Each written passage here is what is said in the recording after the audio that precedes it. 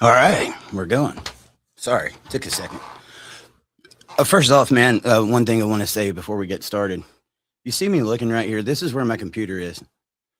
And I got a little tiny camera that looks that way up front. Maybe one day I'll be able to change that, but um, just wanted to explain. Guys, thank you for being here.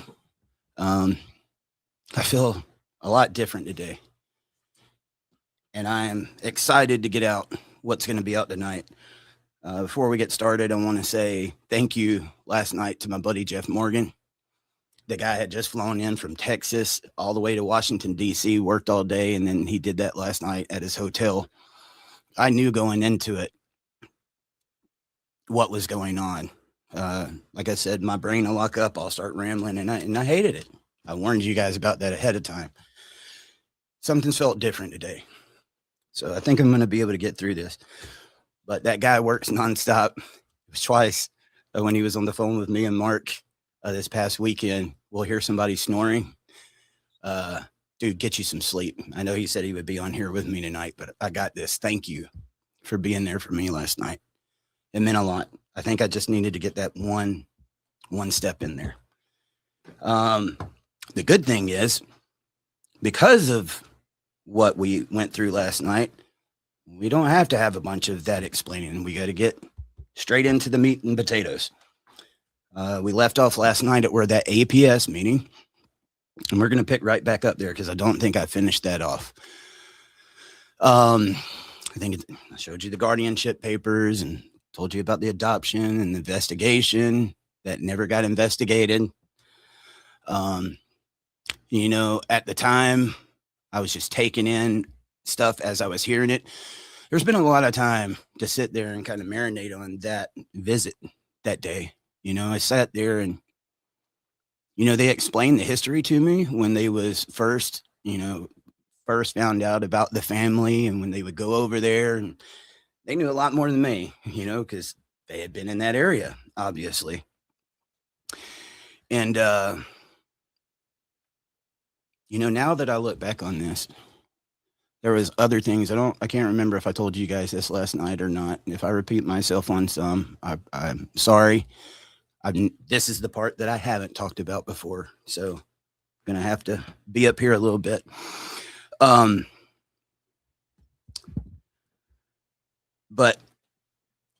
while we was there, it wasn't just about that. Some of the other stuff they was talking about, like there was programs and resources that they had there, where they could have someone that could come in and help clean the house.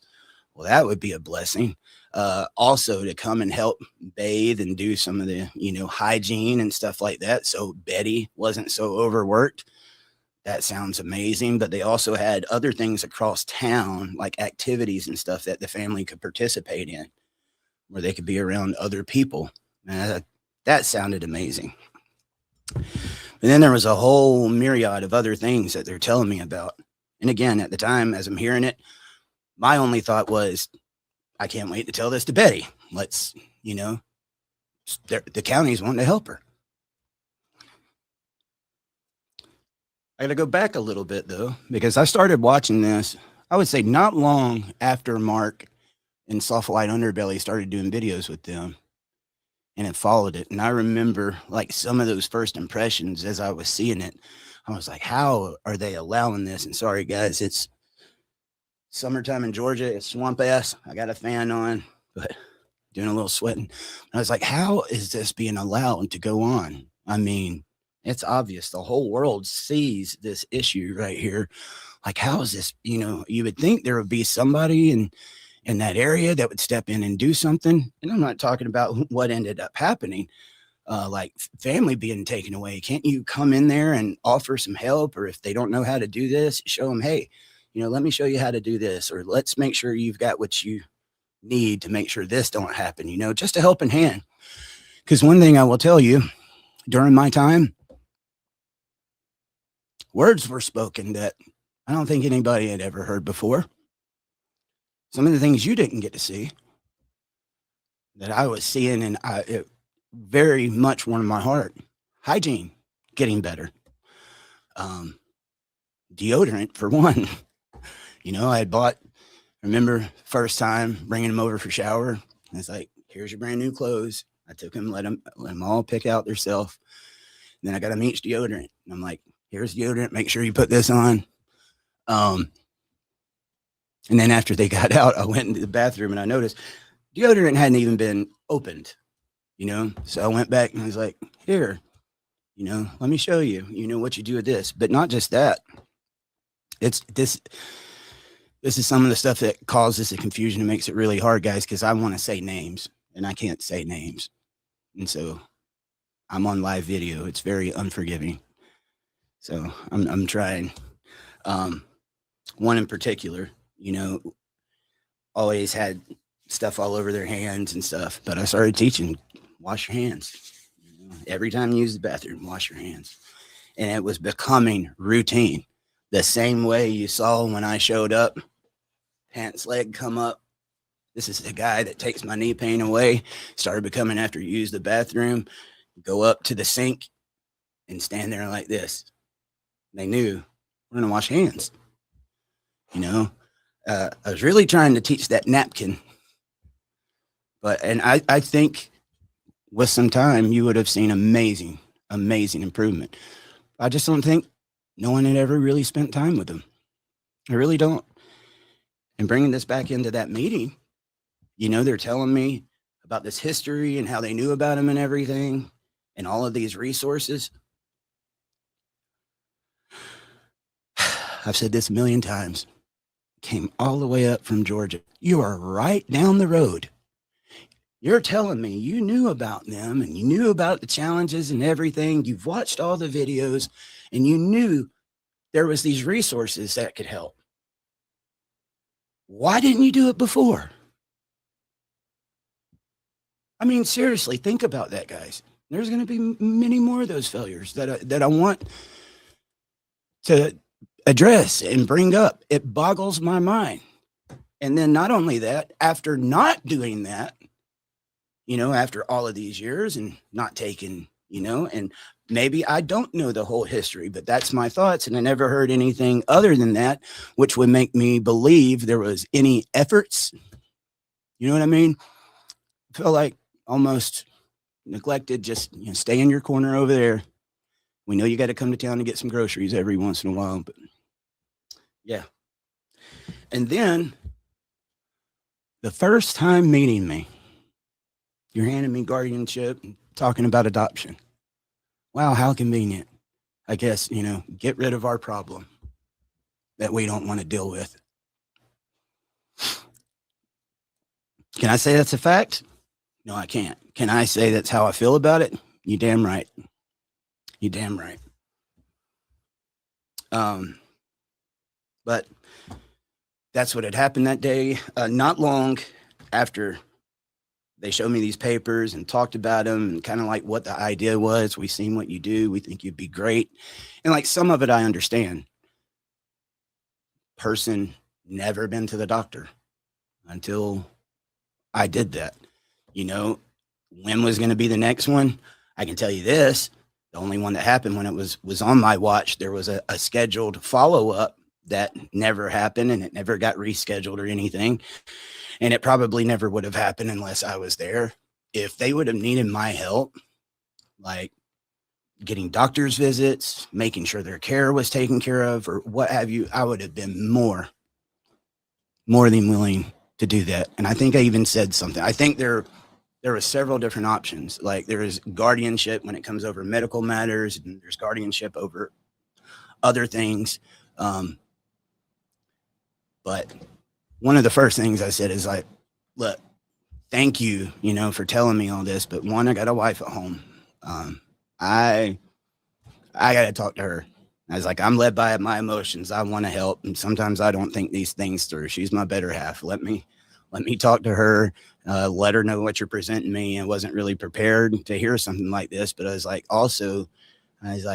Betty needs to be here. I felt very uncomfortable even having this conversation without Betty there. There was no reason to not have it with Betty. And had I known, Betty probably could have came with me that day. Someone else came with me.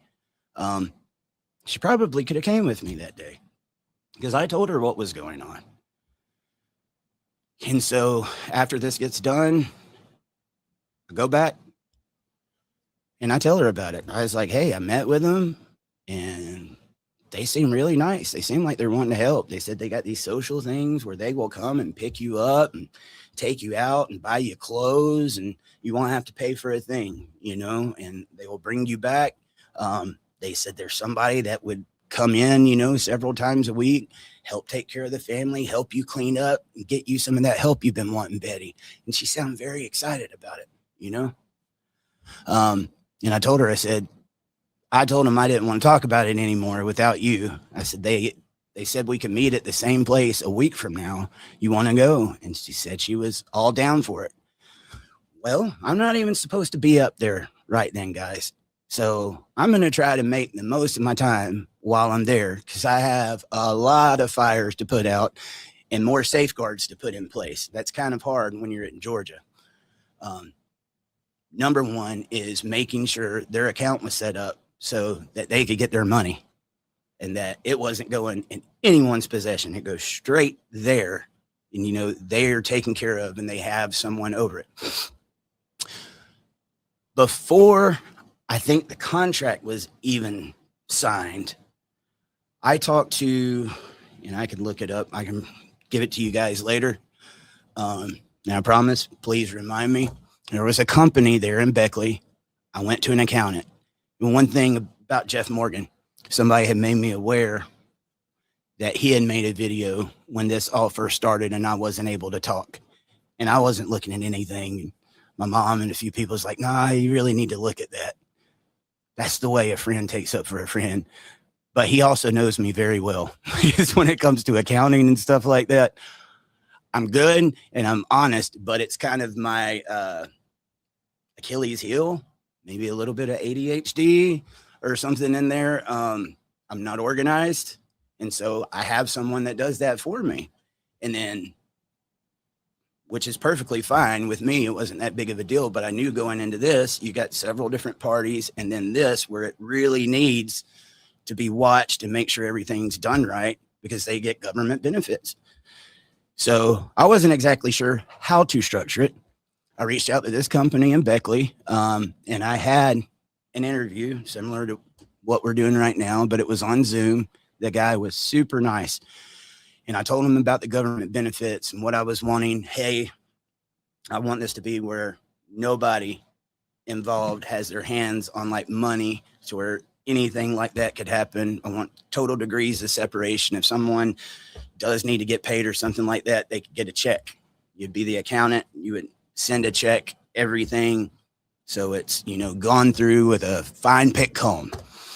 And then I also said to him, I know, and guys, I don't know the specifics, nor do I think it's appropriate to share them, because that's personal. I'll just say, I know there's government benefits there, especially when it comes to medical. Okay. So whenever you got a family like this, that's getting that, if somebody just comes up and says, hey, I want to give you money, if Uncle Sam found out about that, they can lose those benefits. And even though I think with the monetization, I would have been able to get them to a place where they could have been doing very good. Okay. There is no way we'd have been able to make enough when you're talking about medical. I mean, any of you guys ever had to go to a hospital and pay for a Band-Aid or a one-night stay? You know what it's like. And there were several different issues there that were accelerated. Looked like lots of knee problems and other stuff. If I'm not wrong, Betty had 2 heart attacks already, and same with someone else. And I think there might have been, some on the other side. Bottom line, they need that medical. That was like the number one. Everything else, like getting their needs taken care of, or if this was a part of it, groceries and stuff like that, like we can take care of that. But the medical, So I was like, I'm not exactly sure. Like, how do you do that to make sure they don't lose their benefits? And he said, you need a trust. But not only that, I don't think so with Betty and Larry. I think they are way, way smarter than people give them credit. Way smarter. And they know more than people think they know. You can believe me on that or not. I'm just telling you. But when it came to the others, I don't even want to give a number. The others, um, I just considered or like thought to myself it would be special needs because it was a special type of case. Um, and so when I did that, I was like, it's also involving, adults that, they need someone to watch this for them. So it was going to be a special needs trust. And I was told you need to get an attorney here in town. Probably won't be much, but the attorney will be the one that will make that account. And after that, you can open up an account here in town. My idea wasn't, which I have no reason to go there anyway. I'm from Georgia. I was setting that up there in Beckley for them in case the way that would work. You guys remember at one point in time, I was made aware of a $670 water bill. How many of you have ever had a water bill that high? How many of you have had one over $100? I mean, that's probably a special occasion if you have, but $670. And yes, I took them in person. Well, Larry, my brother, was with me, and I'm going to try to bring him on later on sometime this week. He's got some stuff to add. But I took them up there and tried to find out what was going on. But if something like that arised again, they would be able to go there, take the bill and say, hey, we got this ridiculously high water bill. Can you pay it? Yes. And it would be taken care of. There was so many reasons that was critical. One, because you got to do it legally anyway, to keep them from their benefits getting messed up. But the other is, I had watched this. We know about the scandal where over $100,000 of money just poof. You guys remember there at the end where I found a video of a certain gentleman was a boyfriend of someone and didn't work a job at that time. They had wads of hundreds flashing it on their social media. And I posted that. Yeah. Anyway, talk about that later. Many different things. It would make sure that did not happen. There would not be any way for someone to just come in there, hey, you don't give me that, I'm going to go say you raped me or abuse or anything. Nothing could be dangled over their head because they would be able to live off of it. They would be able to access it, and they would be able to do, it's for them. They would just have that trustee. It would be in that account, and none of the BS could go on. That was very, very important. And it was something that was going to have to be done. So after he told me that, I said, okay. And he told me once I got all that done, plus me and Patrick needed an LLC. Originally, we were going to do one together not long after that first trip. And I just told him, I was like, man, it's like, I think it's probably good for us to get our separate LLC. It'd be good to, easier for us to track because I've got different expenses. I'm coming from Georgia and this and that. I was at the point, I'm not going LLC with Patrick. Originally that was the deal, but it changed very quickly. But he told me once I got that set up, come to him, and then he was going to take care of it. And plus quarterly taxes and all that. Knowing that part of it was taken care of was huge for me because I suck at that. And Morgan talked about that in his video. So it's very true.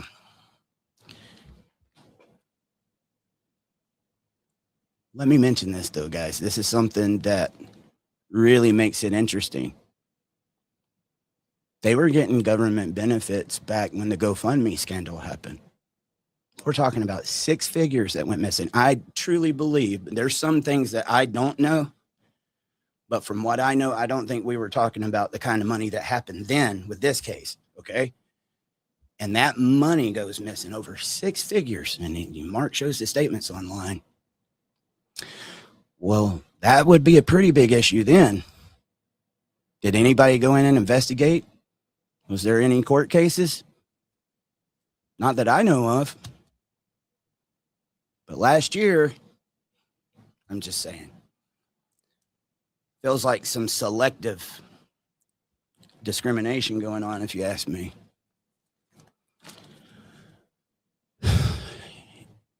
Anyway, whew. Trying to think, after that happened, it was pretty much just going up there. And while I was in town, I reached out to that attorney. I had the meeting with the accountant that gave me the list of things that needed to be done that had been done, I think, like a couple months prior. And it wasn't like my list of things to do was so big, guys. It was, I was trying to get to it as quick as I could. And then when I was up there, I was like, it hit me. I was like, hey, we need to go get this done. So I emailed the attorney and then talked to him on the phone. And I've got this in the timeline. I said, hey, next Monday, we have a meeting with the county. And then right after that, I wanted to come to your office.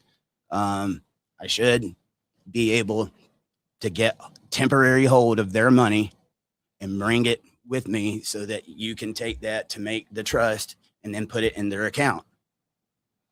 Scheduled. It's what was supposed to be happening the following week. Yeah. During that time, just trying to make sure I don't want to have to go back, but I don't think it was just like before, that whole thing, waiting for that. And I'm taking care of them every day and going and doing stuff for them, just trying to be there. And here comes the day. Well, no, there is something to add. One day when I went by there, this is not long after BJ got taken off. One day when I was over there just sitting on the porch with all the family talking, and I'm telling you, they were so happy. You could tell that cloud had lifted off. But out of nowhere, Larry started saying, yeah, someone called and said, you're on the Facebook telling everybody you're trying to get, the government come in and take the family away. And when I heard that, I was like, what? I was like, who did you hear it from? I can't remember. And I was like, that is such BS. I went right then, pulled it up. And I was like, look, why would I do that? I'm all the way up here from Georgia and I got in this project with you and I want your family to be taken away. That makes a lot of sense. I was like, who said that to you? And he could never really give me a name. And I was like, that's BS. And I was like, you can access it anytime. I very often would go through there, show them the videos and stuff. Especially, there's some I can't talk about. But I would show them often, all the time, what was going on. That was BS. At any point in time, and listen, this wasn't like it was something hidden, guys. They were making it sound like I was coming on a broadcast like I'm doing right now and saying, guys, I am trying my best to get them to come in there and take the family away from Betty. Never happened. Never happened. I could tell there was forces there mad about BJ being taken away. Now, I think a few different points in time, I talked to BJ's son. Patrick had told me he's not what everybody's made him out to be. I guess people had known him before. I never really watched much with those videos with the Whittakers. I just pretty much the ones, the main ones there at that house. But when I got to talk to him, it sounded like, he was glad she was gone too, and told me all kinds of stuff that it went on.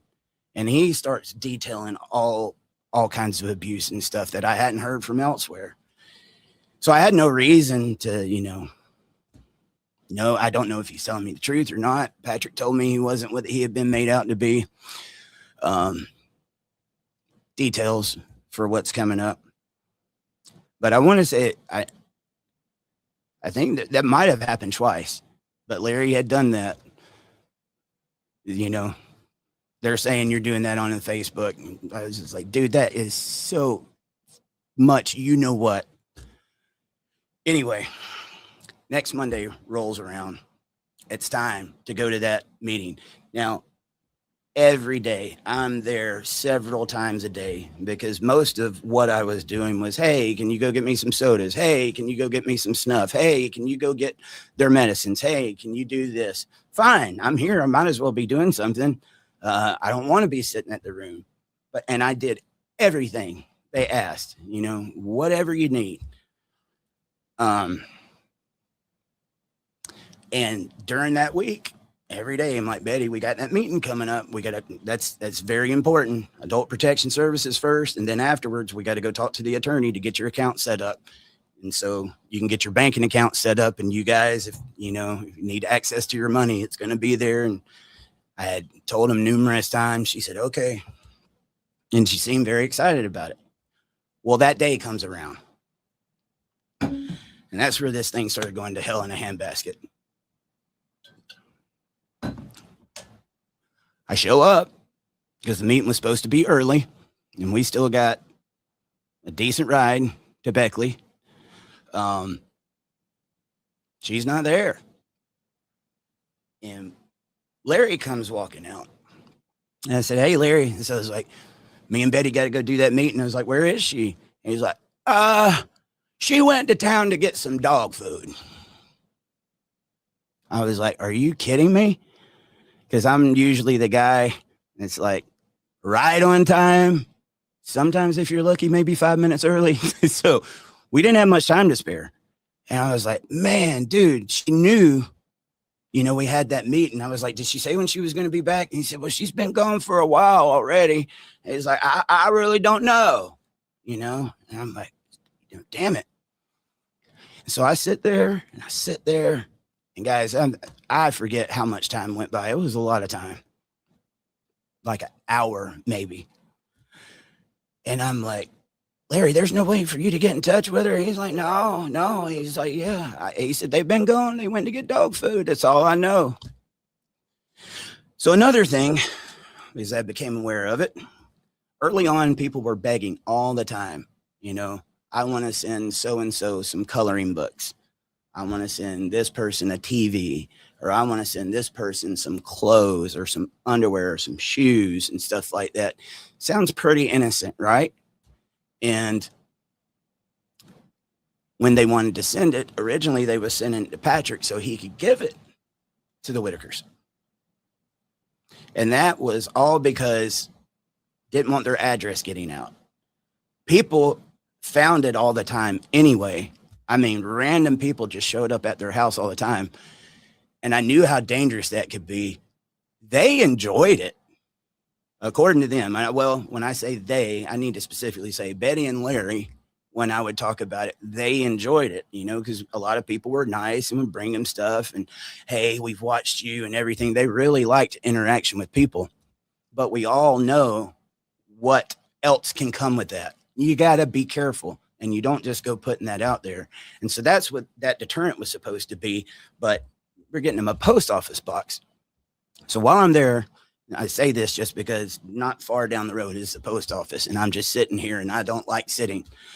And I was like, dude, it's like, I tell you what, Larry, I'm going to go down here. I'm going to go meet with the post office. I'm wanting to get you guys a P.O. box. And you guys, if people send stuff to you, you'll be able to go and get it, when I get home, and you don't have to wait. Because there had been some concerns from the Whittakers where they were telling me people had contacted them and said, hey, we sent you something, and they weren't getting it. I also noticed on a few occasions there at the end, boxes that had been sent there. They had been opened, gone through, and stuff like that. It was just a bad feeling, guys. Bad feeling. So, and with it being odd, West Virginia, it's not a bad place. Don't get the wrong impression, but it fits because I had never seen a post office like this. The post office is actually someone's house. The front half is the post office. The back half was their house. And so I pulled up. I noticed the inside was closed, but when I pulled up, I could see there was somebody sitting on the back porch. So I was going to go around to talk to him to find out, when the post office was going to open back up. And I remember it specifically. They had some ankle biter dogs. It was going to tear me up. And the two guys come around the corner. They're like, "Oh, hey, Eric, come on back here." They're like, come here, dog. I already knew my name. They had been watching everything and keeping up with it.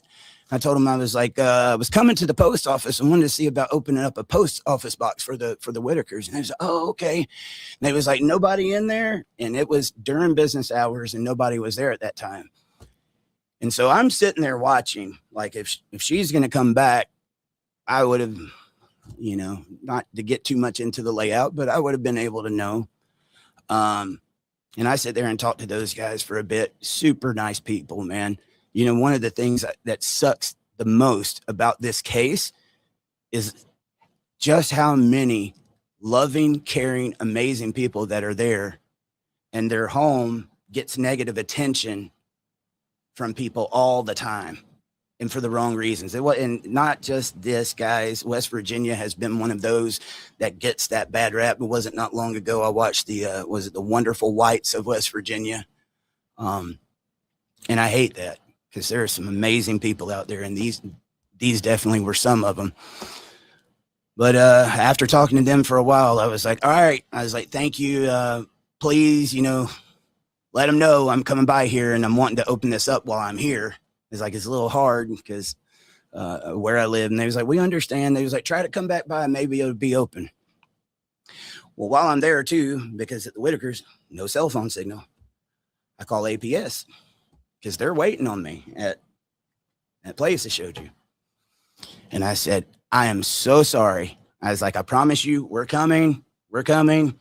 It's like, but when I showed up today, Betty wasn't there. And I was like, that's unusual. That had never happened before. Anytime we had said, I'm coming to get you or do something, she was ready.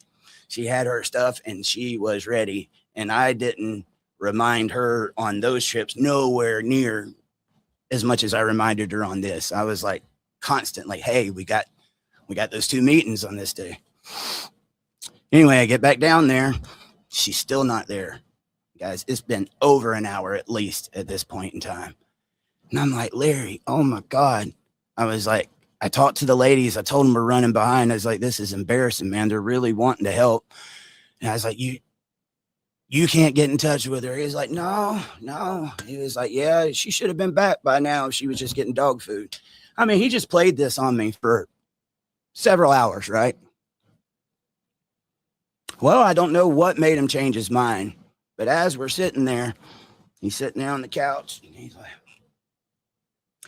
well, I know, I think there were some people, they was going to take her to show, you're telling people on the internet you want, people to take the family away. Man, dude, when I heard that, I was so mad I could chew nails. I knew the fix was in at that point. And he'd been lying to me all morning. And I'm sitting here waiting. They're waiting. And I said, what did you say?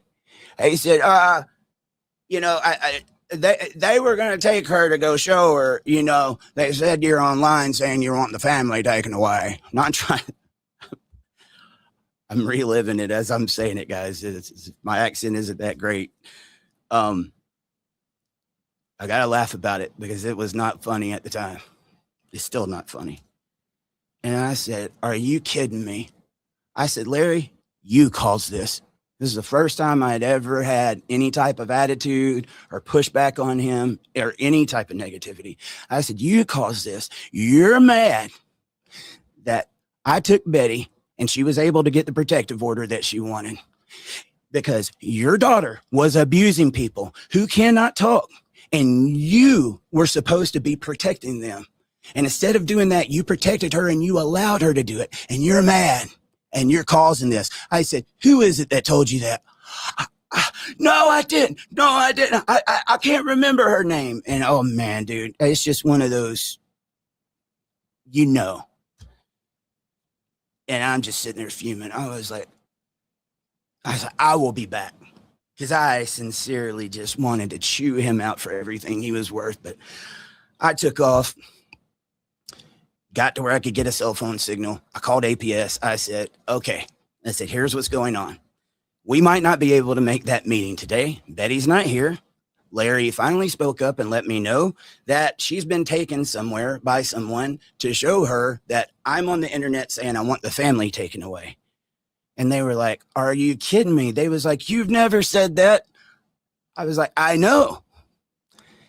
And it was obvious what was going on here, guys. And they was like, do you want us to come there? And I was like, you know what? Yes. I said, because I don't know. I've told them. I've even showed them the Facebook. I said, you show me anywhere where this is. I was like, and it won't happen. You're not going to find it. It's not happening. And I was like, but, you know, I don't know what she's being told when I'm not there. Every time it was there and I addressed it and I showed everything was good. But obviously, when I'm not there, you know, they said, we're going to be on our way, because they seemed at the time, and I wanted to believe, very upset for me. I mean, at this time, guys, I think about 2 weeks, maybe, that I've been gone away from home, and I'm up here doing this for them. And this is what I'm going through. They both told me they wanted that order. And I know for a fact, Larry was iffy. And when he got there, I kind of, you know, picked up on what was going on. Betty wanted that order. Betty wanted her out of there, guys. I'm telling you, when I was there, the story was so much different and she would get it out. But they drove all the way down there. But before they got there, I went back. I think I mouthed off at Larry several times. I was having a hard time, you know, biting my lip. When I saw him, all I could see was a snake. You know, people had told me, watch out, he's a snake. And I had defended him. You know, I wanted to believe that he really wanted to be a help and wanted to watch after his siblings, you know, and knew about those challenges. He was good in some aspects, but I think it was more when I was around. I think he put on a really good charade for me. And it was all the time, you know, we want to talk to you. We don't want to talk to Patrick. I got that stuff on video, guys. There is so much people haven't seen. But when I get back, mouthed off at him, and I'm just sitting there trying to wait for whoever to show up. Not long after that, Betty shows up. And guess who she's with? He told me someone was taking her to go show her this stuff that doesn't exist, right? It was BJ's kids. The one I just talked to not long after that, telling me all of this different abuse his mom had done, and just like, it was all kinds of stuff. But I never really trusted that anyway. You know, I listened, I talked. I want to give everybody the benefit of the doubt. I listened to it. I wouldn't have ever tried to make a judgment off of it, by no means. But when I saw them getting out of the car, and I knew, and I said, Betty, I said, we had that meeting this morning. She said, I don't know what to do, Eric. They're telling me this. And she said, and you're telling me this. And she said, I don't know what to do. They're saying that you're on the internet saying, you know, that I want the family, or you want the family to be taken away. I said, Betty, that is the biggest lie on the face of this earth. I was like, my friends are going to be here like in the next few days, and we're going to see if we can go get your house built. Why in the world would I do that? As you find me that post that says that I'm wanting them to come and take your family, I'll go home right now. But before I go home, I'll take a Greyhound back home. I'll give you my car. I will never do content again. I'll give you everything I own. You're not going to find it. I was like, it is the biggest load of you know what. And about that time, here comes APS showing up. We're all sitting on the porch. And obviously, Betty's disturbed because of what's been told to her. And she says, as soon as they get out of the car, she said, I guess you're here to take the family away from me, aren't you? And they said, no. They said, we have watched everything this man has done, and he has done nothing but try to help your family. He's the reason that you're getting to stay. He's the reason they're here. He's trying to build you a new home. He has never said he wanted the family to be taken away from you. And during this time, I just kind of sit back and observe and watch what's going on. But I really appreciated at that time having these ladies there, because like I was there by myself, man. And then after all these trips, using my own money, being away from home and all this, like seeing it happen from the people that's benefiting from that and that I'm doing it for, it just hurts on a different level, guys. It just does. And then it makes you uncomfortable being there, and you're questioning like the authenticity of everything. But I'm giving Betty the benefit of the doubt, because I don't know what was happening when I left. And as I told you, that day, right after BJ got taken, when I brought her back, that cloud lifted off. Everyone was happy, but you could tell Larry was not fit to be tied. He didn't smile one time during this time. And the whole time, BJ's kids sat there, and Larry did and didn't say a word, because they knew they was lying. But they ended up telling her a lot of the same stuff. They was like, we were wanting to talk to you about, you know, we've got some resources that we can help with this. We got some resources that we can help with that. Would you like that? She was like, yeah. She was like, well, that's what we were trying to do. That's what we were meeting about today. Nobody is wanting to take your family. And guys, again, at that point in time, I really appreciated that backup. But I think, yeah, that was kind of the end of it. There wasn't no real formal like thing. It was just at that point, it just started becoming very, very uncomfortable. And I think I was reporting on this. I did some lives during that. Patrick wasn't at home. I ended up going to Patrick's house so I could use his internet to do a live and let people know this is what's going on during that time. I know I did that because I specifically remember that was my first time going behind the scenes with you and showing you Patrick's house. It's like, I know Patrick's doing this with me and we're supposed to be helping the Whittaker's house, but his house is, you know, not far from being the same. Not as far as like cleanliness, but the bones, the outside was there, but that was just about it. And at that point in time, he was wanting to say, hey, start fixing up my house. They can stay here during the winter. Let's raise money, fix up my house. They can stay here with me. And then later on, we'll raise the money and then do their house. I'm telling you, that's where it was going, guys. You go back and watch. But yep, I was shocked, but there was, you know, the person that was my tag along during that time.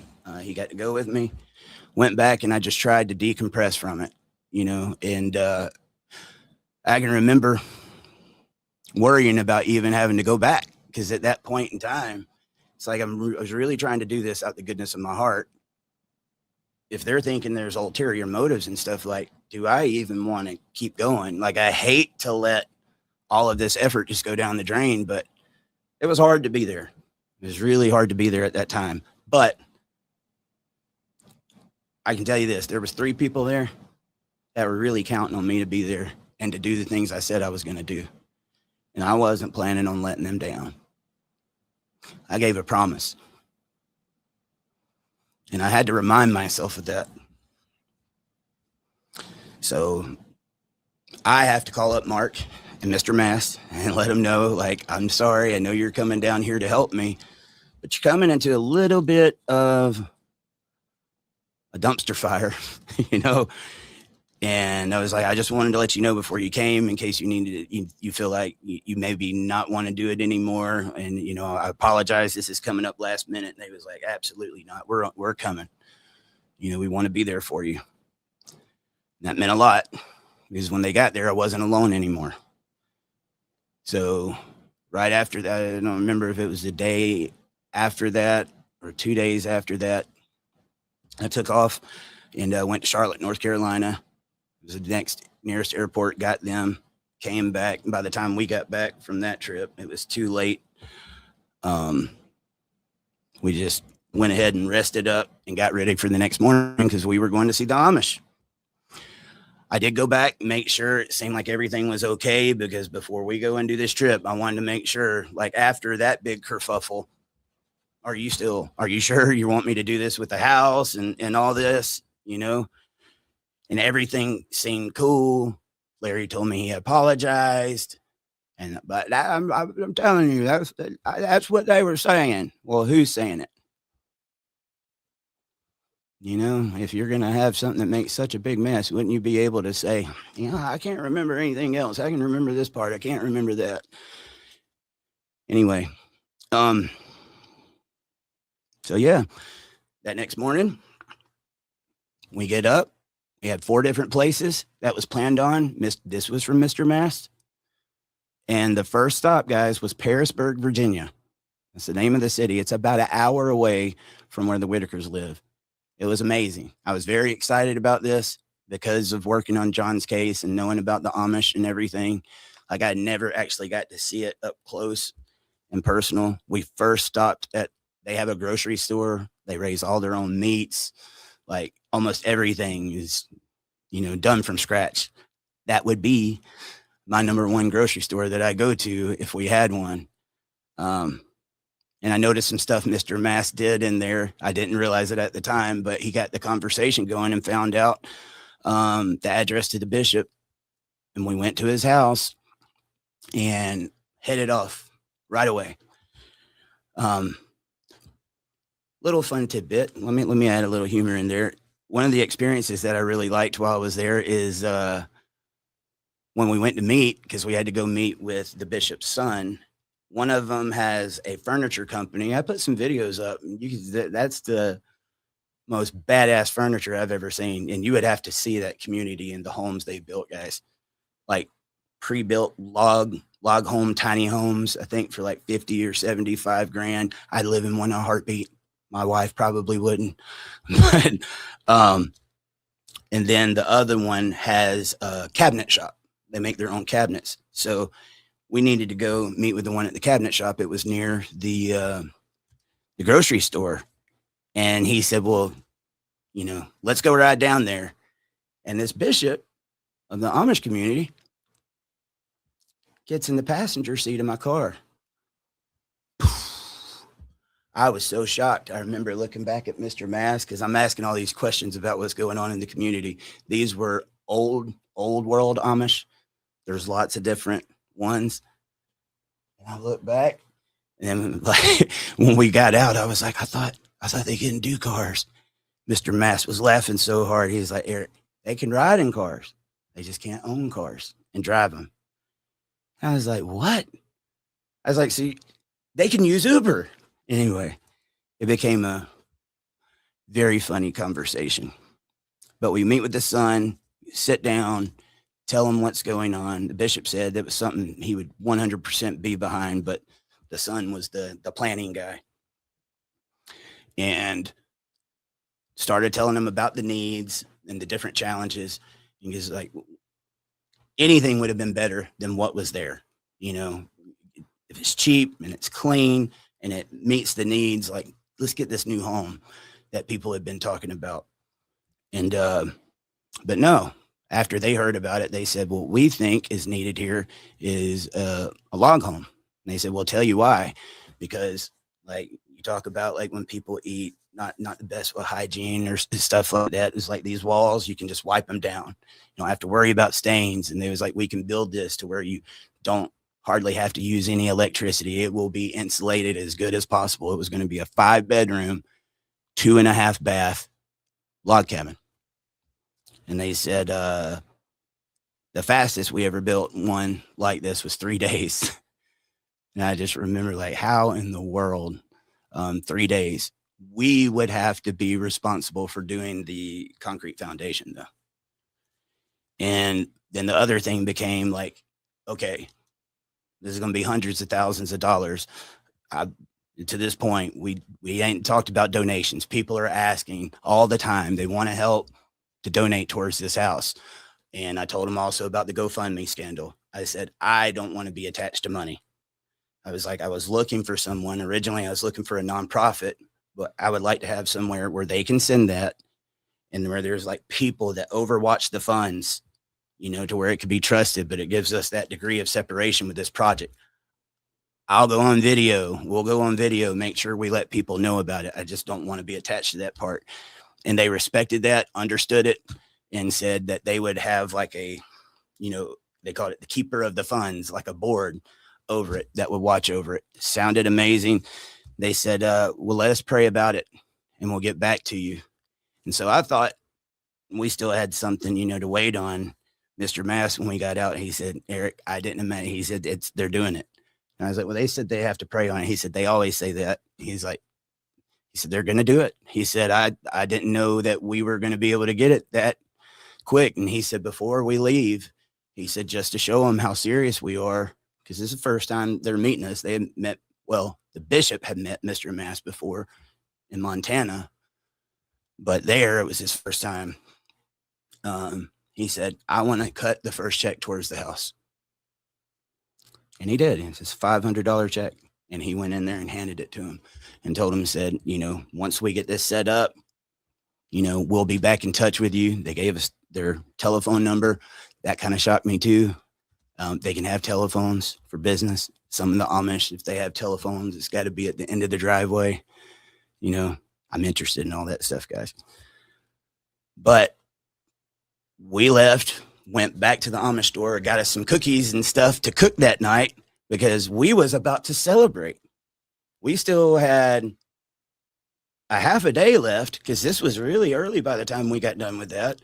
And we still had 3 more days after that we had originally planned. We might have to be going to Ohio and a few other places and covering in some miles, finding people to get involved. And we were good. And this was the closest Amish community. So we were ready to celebrate. We went and got some food, went back to the room and just sat there and reminisced the whole night, feeling like on cloud 9. We did it. And so we started talking that night, like, what's next? We might as well start going and looking into everything else. And this is one of the main reasons I had Mark Esquibel there. I know a lot about the construction process, not so much about zoning and surveying and permits and all that. So he's like, let's start off at the permitting office. That's the one we need to talk to first. And so that next morning, that's what we did. Well, actually, take that back. That next morning, we did do that. But before we did that, Mark and Mr. Mass still haven't met the Whittaker family yet. And we wanted to give them the good news about the Amish, saying they was going to get involved in the project. So I took them by there, and Betty was tickled to death. Larry seemed tickled to death. It's the first time I'd seen him smile in almost like a week, ever since BJ had been gone. I could tell, like, that he was so, it was like a completely different person. He's being nice again, all smiles, like back to what it was before. And I'm like, oh, man. It was a relief because I'm still, it was awkward, guys, but we kept moving forward on the mission. We told them and said, hey, we're going to leave now. We're going up here. We're going to go by the permitting office, see what else we can find. And we'll be back a little bit later on with an update. And it was such a good feeling to tell them, like, it's coming, this is the process that we got to go through, though. So let us go to town and we'll be back. Like, do you need anything while I'm there? So we started off, went to the permitting office, and guys, I still got all their cards and names and papers. Some of them right here. It puts out the permitting office. One of the main things they told us is we would have to get a local crew for the Amish to work under because the Amish don't do insurance. But they were super cool, said we just needed to find a contractor before we could get the permit because of, state law and everything. And Esquibel knew exactly what they was talking about and was making all the notes and had that ready to go. So we left from there, went up by the county courthouse and met with the surveyor. Not the surveyor, sorry. Zoning. Had to go in the door, go up the stairs, and we waited for a good while. But that gentleman met with us, was super nice. And that's where I want to show you what I can. Hiding addresses, guys. But this was the area from overhead, and there's several different copies. This is where he had wrote FEMA flood zone. This is where we found out stuff that none of us knew before. That was going to change up plans a good bit. That's their house right there, if you see me pointing with my thumb. They weren't originally. Now we're trying to find out, like, where are we going to put the home? Well, they couldn't put it where it's at right now because I don't even know if they knew this. They didn't, because they acted very shocked when I told them. The home that they lived in at that time, I don't know what's been done or anything since, guys, because of my, I pulled the plug and disconnected. But the home that they were staying in, that was not on their property. I think they said it was 16 or 17 acres that they owned, and it was right there at it. But where they was, it was not on their property. And it had several different owners throughout the years since they had been on there. The only thing I can think of is there was somebody that knew that and allowed it to be like that, because once you put a home on property, then your taxes go up exponentially, your homeowner's tax. But if you don't have a home on that land, it's not much at all. So they had all that land, and I'm guessing they didn't really, I don't know. I don't know if that's something that their parents had set up or if somebody had set up for them. Bottom line, where their home was not on their property. And then where their home was, you wouldn't be able to put another one there anyway. Or if you guys remember, the old camper, I never got to see that. It was gone by the time I got there, but it was right across the road. And originally they had talked about at one point in time, maybe putting the home there. They couldn't put it there either. It's in a flood zone. That's where the flooding comes in, where you see in the blue. And it went back even a little bit more than that. But because of the layout of their property, there was a spot on way, way on the back, and it was flat. Would be the perfect place, because throughout there was hills and valleys. Me and Mark, we even had a video of me and him walking it that day, trying to find out, what was going on. At one point in time, there was a road there. That was the road we was walking down. There was a sign there that, said there was a road, but there wasn't.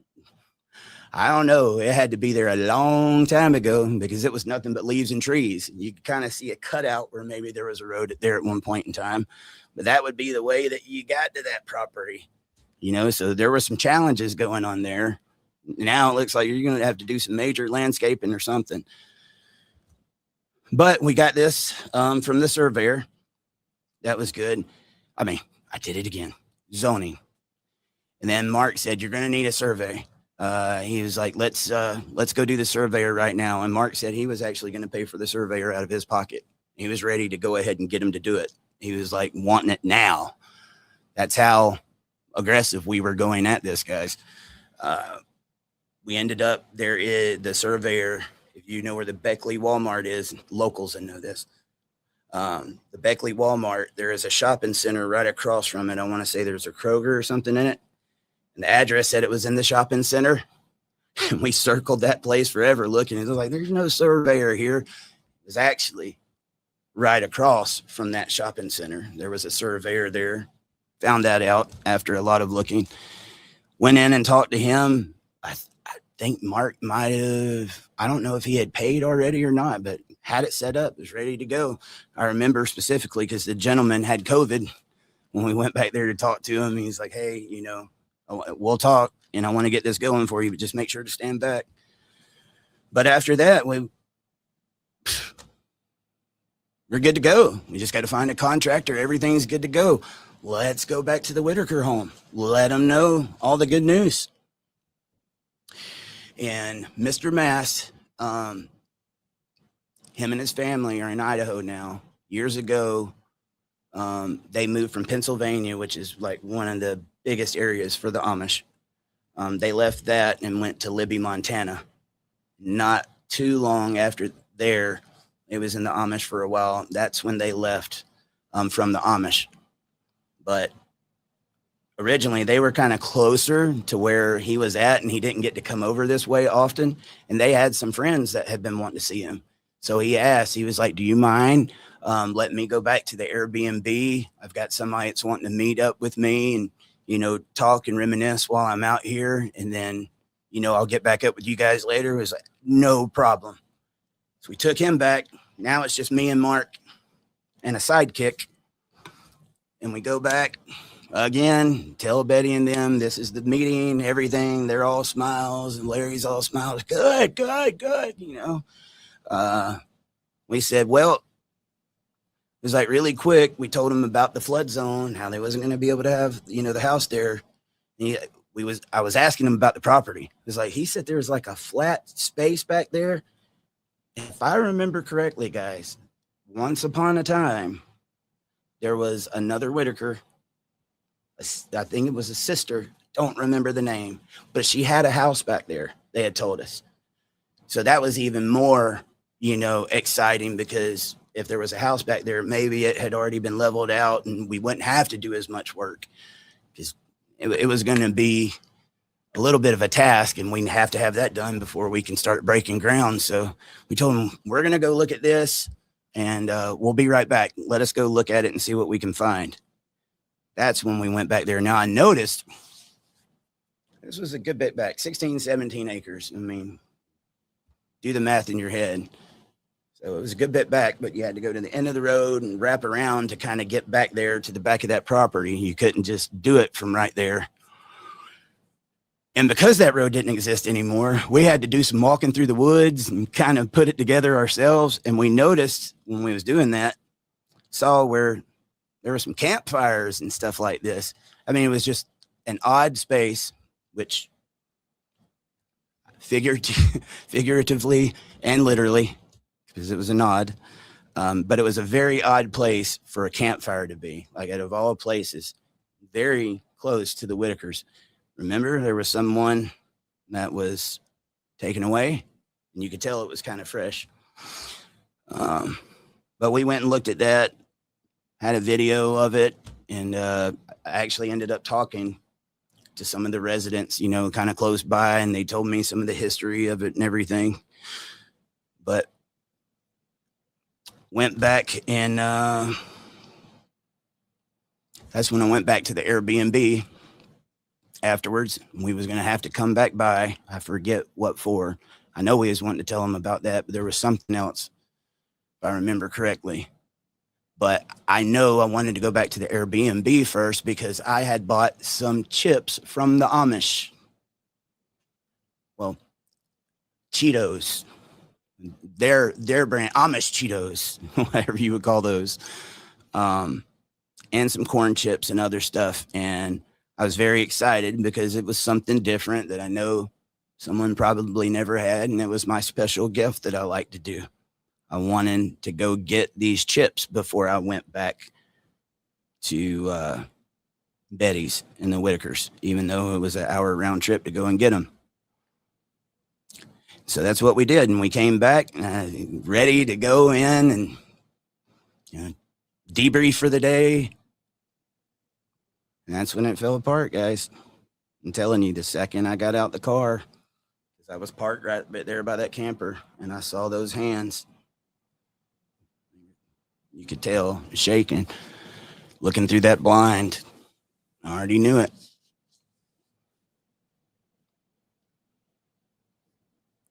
I played it pretty good during that point. I mean, obviously inside, after everything that we had done, I mean, even now, you know, I've got these two people from out of town, and I've been up here for several weeks and I already made several trips, and you know what I put into it. And this is what's going on. And I told you, Larry was so unusually happy and much, you know, more vibrant that day. I should have picked onto it. But as soon as I saw it, I played it good. I said, Mark, I said, pull out your camera and start recording, and don't you stop until I tell you. And I just told my mind, I had just went and did that hour round trip to get those chips. my gift for someone, and I wasn't going to let anything spoil that.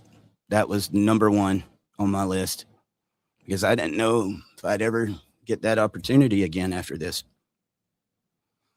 And they came out happy to see me and gave them the chips, and I had my moment with that. And then finally I said, who's in the camper? You guys have seen the video. I don't have to go back through it. And how many times did he say, there's nobody in there? I know what you're thinking. Nobody's in there. Like, dude, I've seen it. Like, stop bullshitting me. And he just kept on, and that just makes you even more and more angry. And this is where some of the frustrations come in with Betty. But as I've had time to think about it, because I don't know the position that she was in, guys. I do, but I don't know what was happening when I wasn't there. You know, the thing that sucked is last thing I heard leaving that courthouse is, if she comes there, you got to call the cops right away. And I was there on Betty's behalf and was there for the whole thing. I'm not going to jail for BJ. Hell no.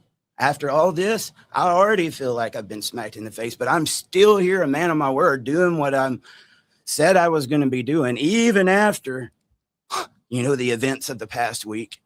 And now we've gotten even further and gotten, you know, these people involved. And now the city, you know, is expecting all of this to come through. And yeah, man, you know, I posted that video. Let you guys see it for yourself. The part of that night that was the hardest, guys, is, and it really sucks. I wish some of you weren't such turd nuggets, you know, because I would love to be going back and forth with you in the comments. I'm not even going to look at them right now because there's some people out there that just can't help themselves but to be the assholes they are because they don't know what it's like to be here. But I'd like to have people to like help me remember, because there's things I really want you to know. There's an important part. This is the one that kind of, I told you, that sidekick that was with me there the whole time. And, you know, I just said, I did everything I could for you guys. And I went to leave, but that person comes following me, wanting to go with me. It was one of the hardest things I've ever been through, guys. Because at this point, felt like one of my kids. You know, imagine leaving one of your kids that's sitting there wanting you. And even though it wasn't the exact words, I knew what the words meant. You know, I can't go. I mean, it was back, meant come back. And just the look, you know, you could tell. Much smarter than people give credit, much smarter. And I remember the anxiety and the fear, the literal fear leading up to that and helping Betty get that protective order that people had in their hearts, and knowing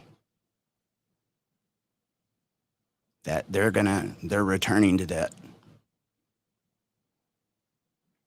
Got in the car and left. You know how I found out that they were not vulnerable adults or listed with no capacity issues or anything? Because I was later told if I wanted to take that person with me, I could have. They have free will because they're not listed as anything, just like me and you. I didn't know that.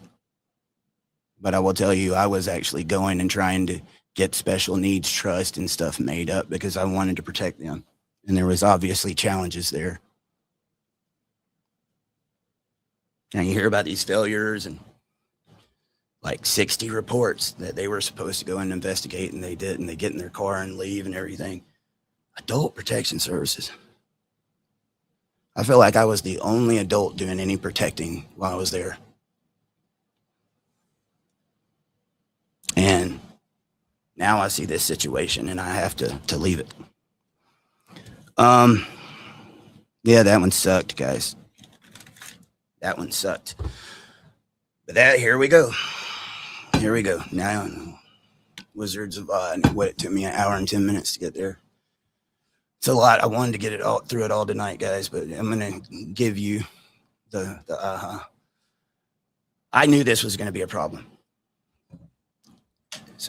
So the one part I didn't go over, bear with me, guys. This is hard to relive. And I want to give it to you exact. When I saw her there, I was like, you got to call the cops. I was like, you remember what that judge told us? If she shows up, you have to call the cops. You're not supposed to talk to her. You're not supposed to do anything. They was like, okay. That's when Betty got the phone, and I noticed she walked all the way to the back. She didn't do this in front of me, and I already thought, like, that's weird. And she was going back there for a while, and we was just all kind of sitting silent. And then when she got back, she's like, here. And when I was talking to the cop, I said, sir, I said, we got someone here violating a protective order. And the judge that gave the protective order said, if they show up, we have to call you guys immediately. And they was like, sir, there is no protective order. There's nothing we can do. And like, I wish you would have just told me something early on, because I kept going back and forth with this guy. I was like, yes, there is. I was like, sir, I am from Georgia. I came all the way up here to help her. And it took me 3 days of taking them back and forth to get this. There's a protective order. And they, sir, there's no protective order. We can't do anything. And after a while of doing it, finally, he was like, sir, the protective order was dropped, on such and such date. There is no order. Yeah, man, it was like the biggest slap in the face, guys. I don't even think I tried to ask him what happened. I just remember as it was going, Larry was smiling, laying back. He's like, you missed the court date. He was so proud of himself. No, we didn't. I was told we had 10 days. Yes, you did. You missed the court date. It was yesterday. I said, I didn't know about no court date. I said, Larry, I was down there with the Amish trying to get someone to build you a home. It was just the knife was getting deeper, guys. I later found out there was a court date that was scheduled. I sincerely thought in my head when he said this is good for 10 days that it was going to be probably around that 10-day mark. And I guess I missed it. So at one point in time, I was really beating myself up thinking this whole thing, and this is what they was trying to lead me to believe. Like it was all on me. No, found out later. They had came to Betty's house and served it in person and say, you got to be at court at this time. Nobody ever called and told me anything. But not only that, and trust me, I got this information somehow. I was told 3 different times after that court order was dropped, they called and told her, like, the court order was dropped. You said you wanted this protective order. There's been abuse, to the people in that house. If you want this extended, we can extend it for you. And it was turned down all 3 times, including the day we're going to be mentioning. Guys, I'm telling you, you could have just popped the balloon at that point in time, and it's just like game over, after so many times of trying to be able to do this for them. Like they're their own worst enemy. You can't help someone that doesn't want to help themselves. And, let me write this down really quick because I want to know where to come back.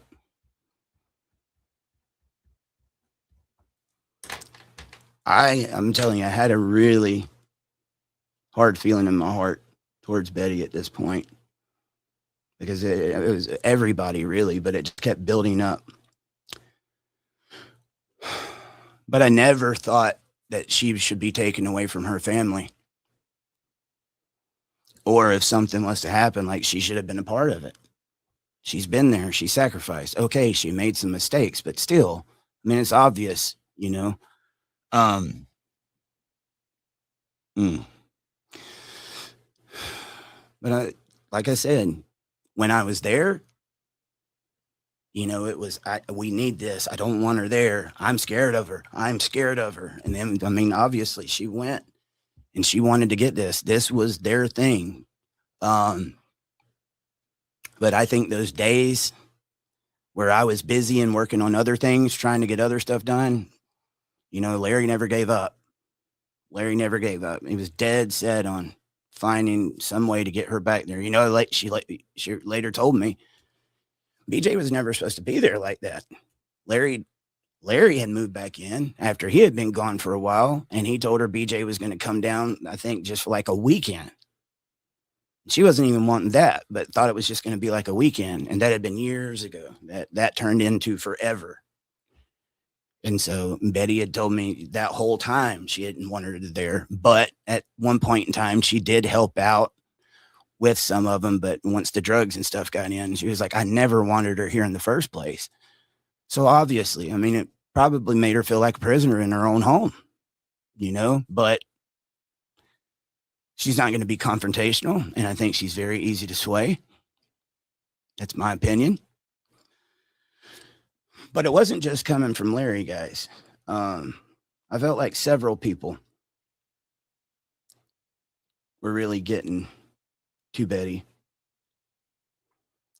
This is going to be a little controversial because I have kept this person out of it, and I know this caused a very, very, very, very heated argument. But I'm gonna show it to you in the video.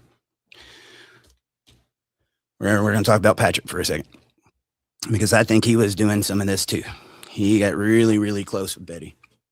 Betty would talk to me and stuff. I was closer to the ones that really needed the protection. All right. And that's where my heart was. It's where my heart was. I love them too.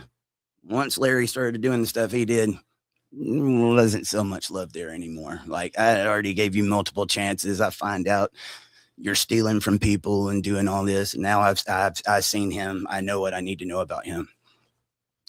But, you know, Betty, you know, me and her would talk and everything, and she was friendly with me, but my bond was mostly with, like I said, the others.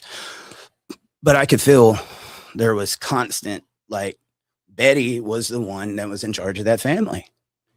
So it's obvious, like you get to Betty, you can make, you know, content with the family and stuff like that. And I always felt like there was some,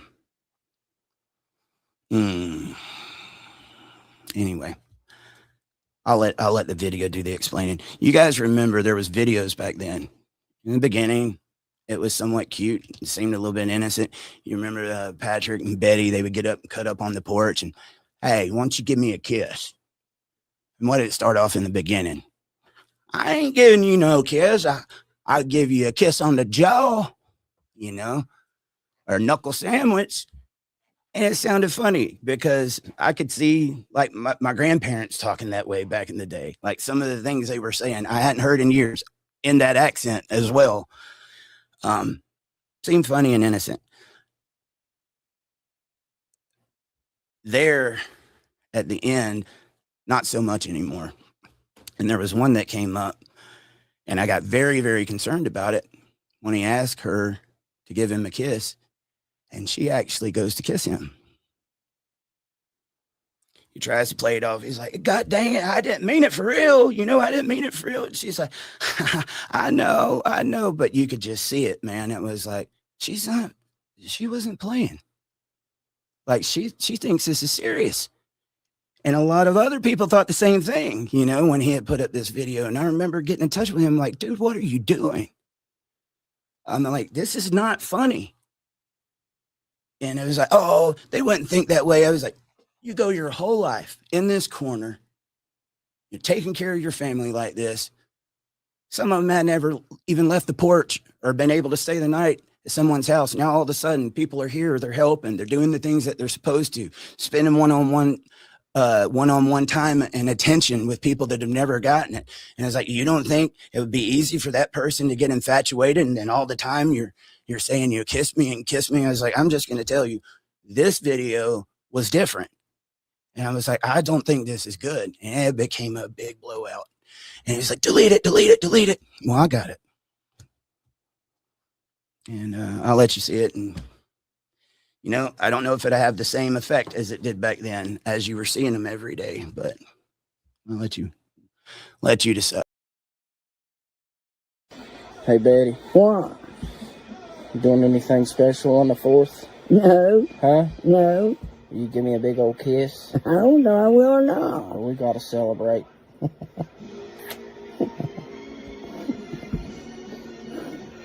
No, God damn it, Betty. I'm just picking with you. You ain't kissing me, by God. Betty. Like what you say. I know, Betty, but I was just joking. I didn't want you trying to smooch on me and stuff. I ain't. Huh? I'm not.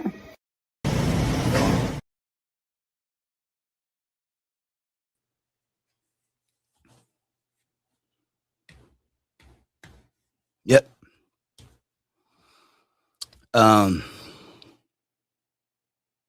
Yeah. That made Patrick very mad. Delete it, delete it, delete it. And it's like, man, you got to be careful. You really, really got to be careful. I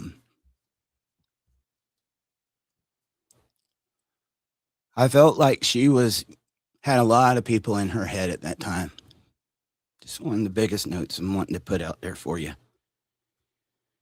Like I said, I had my anger and frustration, but I believe she should be with her family. I don't think this was right. Let's get to the meat and potatoes. What happened that night? After I left and people saw BJ has returned, you guys got to understand what had all transpired during this time. The amounts of abuse that had been reported not only to the courthouse, but that day APS came to the house. As they were talking to Betty, they discussed the abuse and what went on. And she told them everything, guys, everything. And this is why she wanted this protective order, because of how BJ had been with the family. Guys, you can't let something like that go, especially with people who can't tell you what's going on. And I already knew, like, this is not going to be good. They let her back in. And when I got back to the Airbnb and Patrick came out, I'd already told him, I'm like, this is not going to be good. That was about the time people started finding me where I was staying, you know, and we had a lot of support. I'm going to let Escobel go through some of that. It'd be good when he's here with me. There was one time in the history of making content, I lied to my audience and my people. I felt like I did not have a choice. Once you hear this, you'll be able to go back, see it. It'll be obvious to you, because I am not a good liar. I'm not. I suck at it. And I didn't want to do it. I didn't feel like I had a choice. I knew the extraction was taking place. That's what set it in motion, but it was not me. When they let BJ back in that home, and then all of that abuse had been reported, guys, I knew it before I even heard from him. Like, here we go. You just sat there and said that she's a danger and that she did all of this. And now when she got let back in, and I blame, that was a Larry thing. That was a Larry thing, because I really, still to this day, I will not believe Betty wanted to do that. He had accomplished what he wanted while we were in another state trying to get him a house built. I heard from Adult Protection Services.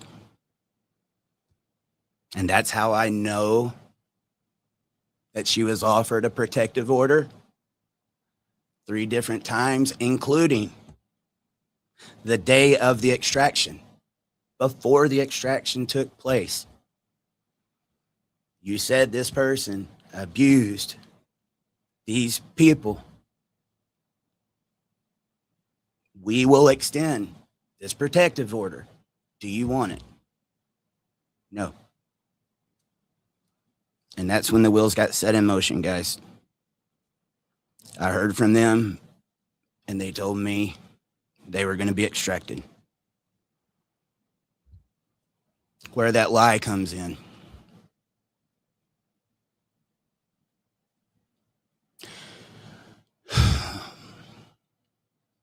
I was at Adult Protection Services office that whole day leading up to that extraction. They had told me there was 2 people on the face of this earth that would have access. Me and Mark. And it was Mark because he was with me. It was mainly a me thing. Not only that, they were going to need help.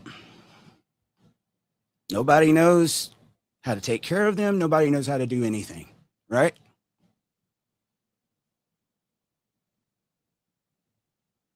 I'm no longer going to be able to make content, not going to be able to let anybody know I have any involvement. No, nothing. You can have a relationship. You can even come and get them. They can go with you. Truth is, guys, there was someone that was supposed to be coming back home to Georgia with me, if you remember back during that time. He was going to be spending a couple of months, and I'm going to tell you, tickled to death about coming down. And I made that promise to him. And I was told I could keep that promise, that he could come. There is a lady, I don't know if she would want me to say her name. It starts with a G. You live in Florida. I don't think you would care. I'll give the first name. Jerry. Where she works, she gets 10 free tickets to Universal Studios every year. And she was wanting to give me tickets to take this person to Universal Studios. And we already had that trip planned. And I think I was very open and telling people, that this is what was going to go down. And I was told when this happened that night, be able to be with me and,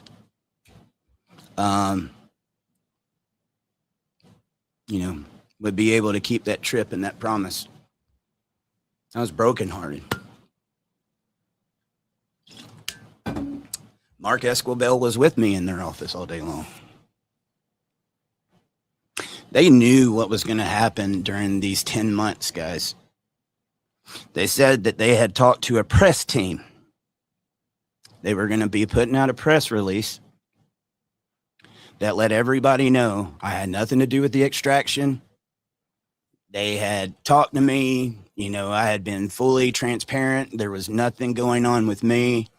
But at that point in time, because of everything coming in, that Patrick was being investigated, but I didn't have nothing to worry about. And we're going to put that out there to make sure you don't face any negativity, because we're afraid of when we do this, you're going to get the blame for the extraction. And I did. Probably from many of you watching right now, the ones that like to go and put the smiley faces and stuff. And they said, that's what we're wanting. We want to make sure, you got your. And they was like, but, they don't know how to take care of them. They don't know what they like. They don't know anything about them. Can you help? So we're there at that office all day long. At this point in time, I've already been told, can't make content anymore. Can't let anybody know. So I'm going on over 3 weeks that I've been up there, back on my back. And I know like everything I'd worked towards, as far as this project, professional career, living, whatever you call it, it's gone. All this is, if I stay, it's expense on me. It's fine. I got to be there for them. And we were in that office, like I said, all day long. They had to wait on getting the order. And when that time came, they said, we're going to get them. Don't let anybody know you know anything.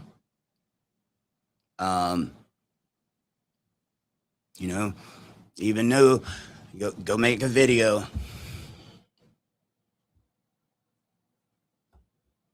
And we'll get back in touch with you, and you can come meet with us afterwards. Me and Mark got in the car, nerves, completely shot. Never been involved in something like this.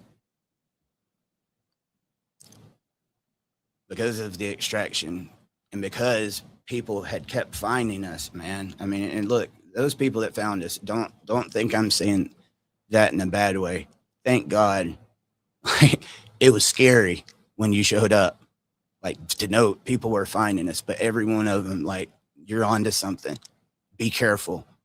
We know you. I mean, he even got a call that day. There was somebody they said they were law enforcement and had gotten my number from other law enforcement. And he's like, we can't, I'm not going to tell you my name. I just wanted you to know all of us up here are rooting for you. You're on to something big and everybody knows about it.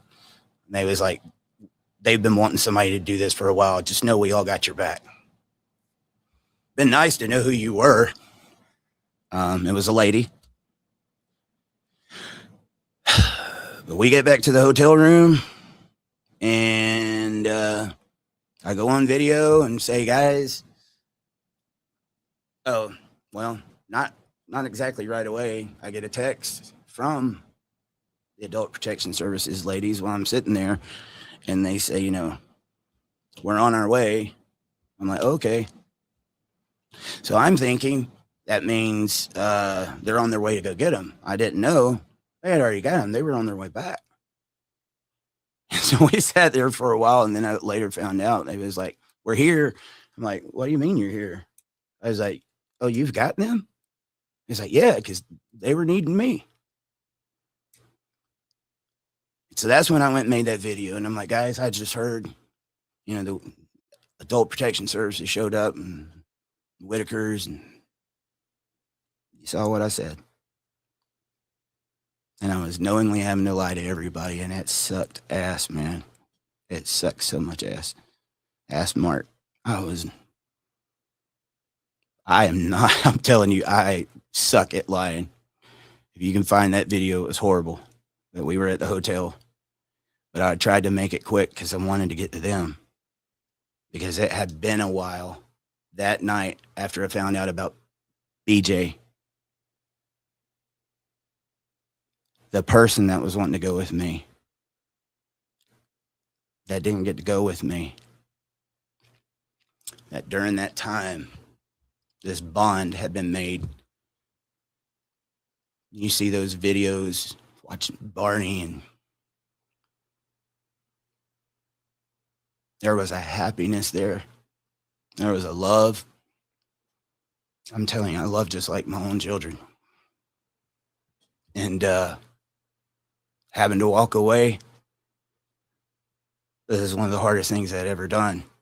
And then people would send pictures after that, knowing I knew he was grieving for me. I knew. And if you could look at the pictures, it was just emotionless. I could see it. Something's wrong. Something's wrong.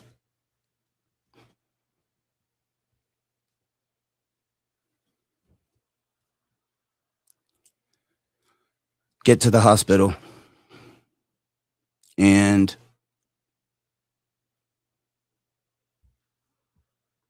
I get to see him for the first time. I forget, it had been a good bit.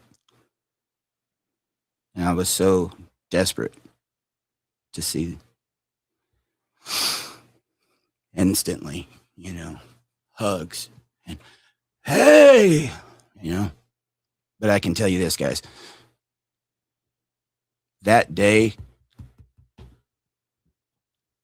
when BJ was in the camper and I had to part ways, even though I didn't want to, and someone was going with me, that person that I brought home, I never saw that again. It was not the same. It wasn't. It was, but it wasn't. I don't know what transpired. I need to be careful because now I'm talking about areas where people, and I want to be private. I will also say this too. This part is unfair on some levels, but I'm going to do what I've got to do to protect people I love. I was entrusted with some information, and I can't tell you, that really plays into whether this intervention really needed to take place or not. And it's a big deal. Even the biggest of naysayers, no matter what, it's that big of a deal. And I can't tell you, it's sensitive and there's laws. I'll just tell you, I've never been so angry in my life.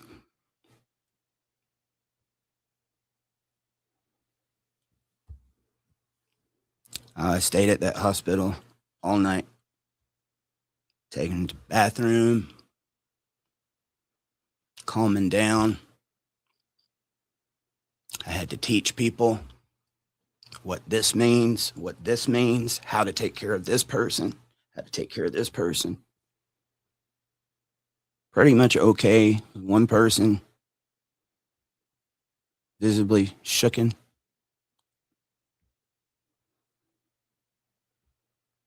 But it was all leaning on me, to be there. I was the only familiar face. And I saw that stress on them. I had two options, guys, at that point. I could have done what some people expected or suspected. I could have went back to Georgia. And I could have just went home and say, I'm done. Either way, I got to be silent about what I know. Or I can stay and I can try to comfort and love as much as I can.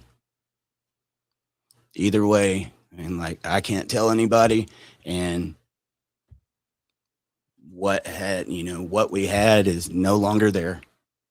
We making videos, all that, everything's changed. They even mentioned at one point in time, this is no lie, got marked for this. They still wanted me to build the house. And I said,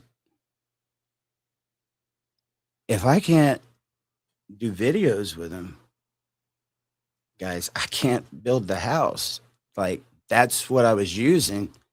And I was so confused back then. Because I was like, this is, I haven't done anything wrong.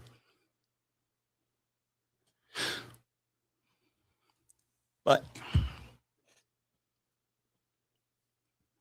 I was there, waited on them hand and foot, made sure they were taken care of. And then I don't want to give too many details. It was private. If I don't say this here, I don't know if I'll ever even be able to say it. Nobody has ever known this. I mean, even I haven't said this in court. No. I thought people knew. I don't think people know. I was there. How do you think people knew how to take care of him? They later get out of the hospital and they're going to stay somewhere until I guess they get a home. I was promised they would never be separated. And I stayed for another week. I ate the expense. I sat there and let people make accusations and the whole 9 yards and just tried to act stupid and oblivious. And like I didn't know what I knew. And I was going every day.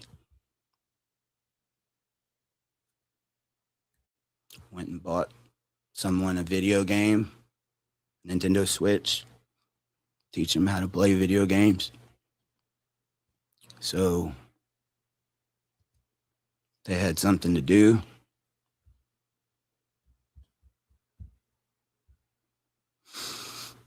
I was told that night and be able to go with me, after the hospital. Later on that night, oh, I'm so sorry. This has just gotten so big. It's even went up to the governor and everything. We need it to cool down just a little bit. Let's wait a couple of days. I promise you, this will happen. Okay. I still keep going every day, taking care. A couple of days goes by. Oh, it's still, it just keeps going, bigger and bigger. Just, let's wait a little bit longer. Finally, almost a week goes by. Oh, I'm so sorry. We're not going to be able to do this right now. We can't let them go out of state. And this whole time telling someone, you still get to go. I'm keeping my promise to you. I'm keeping it. I was told I could keep my promise to you. Cheer up. Cheer up.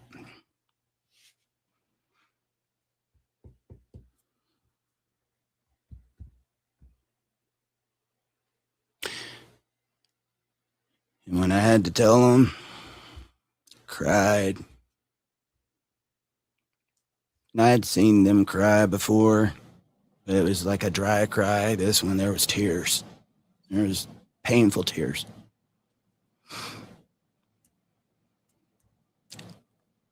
I got a hug that night from someone different.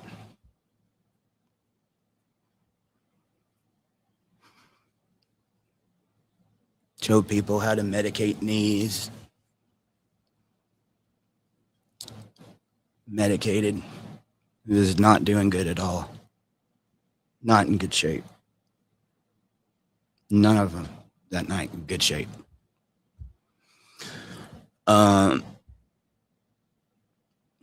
it was a hug like I had never got. Usually it was, this one was,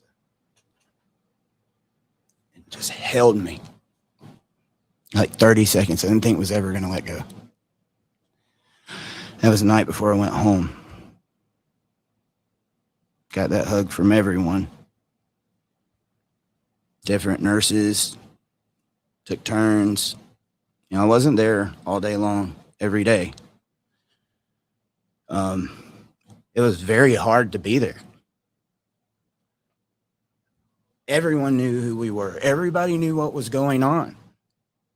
It was a crazy time to be up there, guys, and then be able, be told I can't talk. This put me in a very,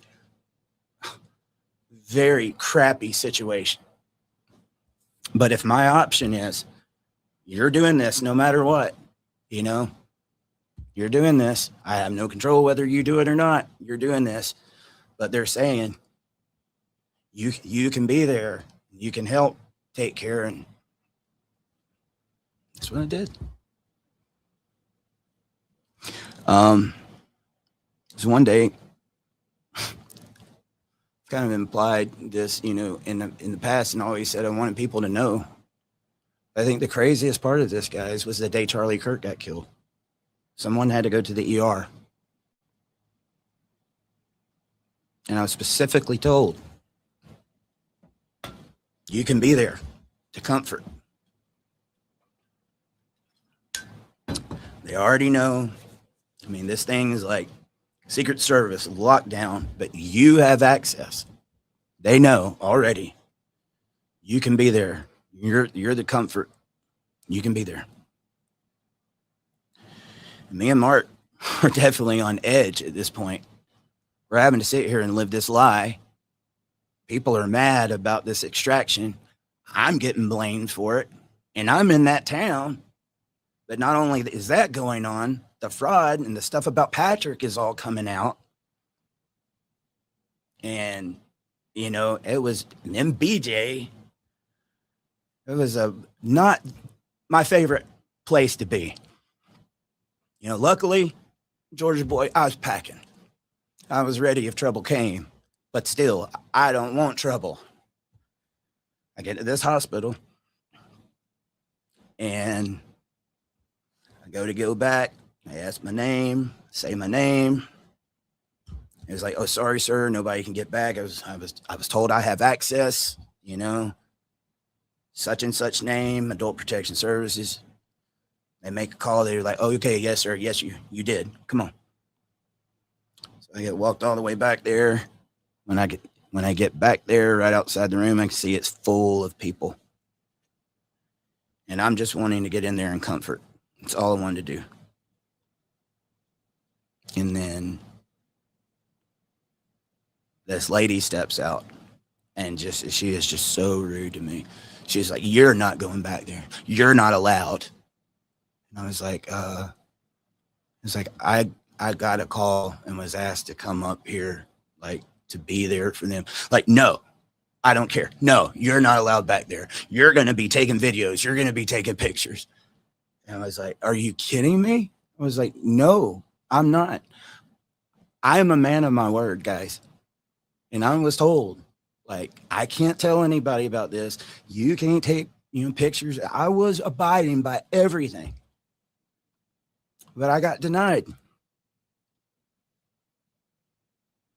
Up until that point, I had not been going anywhere because we had just moved to this is the third place that I'm staying during that time. And thank you for the people. I did that one fundraiser as days kept getting attached. It was all coming out of me at first. And I was just asking for help with the Airbnb. I was eating everything else, the groceries and even all the other stuff. I was doing so much more for everybody else, but I needed a place to stay. And then I've got, the Mass family and everybody coming in. How many people have you known that's ever ran a fundraiser and once you get what you need, they're like, please stop sending. I did that. You know how many refunds I sent out, guys? Afterwards. But then I started getting people wanting to scam me with that. Literally people making up fake receipts and telling me like, hey, I'm a single dad, at home with my kids. I sent my last money that I had for the month. I don't know if I'm going to be able to pay my bills. Like, obviously, going to get to me. But I sent out so many refunds, guys, because I didn't even want to have to do that. But we needed help. Now I'm up here, got this going on. I mean, that one sucked. That hurt. Because they contacted me and told me to go up there. And then when I got there to get treated like that, and then to get an accusation, And as I'm leaving the building at that hospital, my secretary that runs Dad Talk, she's amazing. But she texted and she said, Charlie Kirk just got shot. And I was like, what? Charlie Kirk got shot. So I instantly went to Google and looked it up, and then I saw the shot immediately. And I know maybe not related, guys, but this was such a big story at that time that the only thing that really kind of made it go down a notch was this happening with Charlie. But I'm already out here in this situation, in this state, you know, and on edge. And then I see Charlie get shot like that. It just, the feeling that went through my body trying to walk back to the car after this, you know, I didn't feel like I could trust anybody. There was only one reason I was there. I owed it to those three. I wasn't going to let them down. And this whole time I'm being told, you're going to have access, or they'll be able to, you know, that one will be able to go. Okay. I'll come up. Holidays. Take care. Doctor says it's whatever. Okay, I can't put it on video. I'm okay with that. I'll do whatever. Just make sure I'm in their life. We promise. We promise.